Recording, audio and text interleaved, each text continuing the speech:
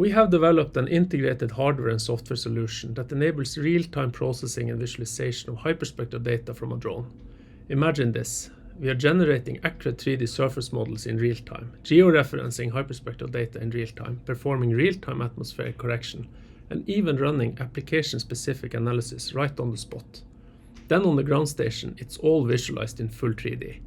And all of this happens without rasterizing the data, meaning we are not adding any unnecessary overhead. It's all about delivering accurate results instantly. We believe it's groundbreaking, and it will completely transform the way hyperspectral technology will be used for real-time applications.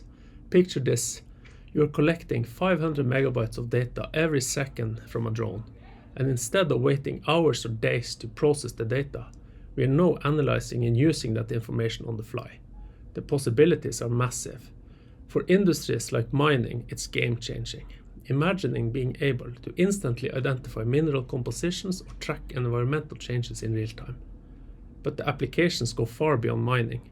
Agriculture, environmental monitoring, defense, forestry. The potential is virtually limitless.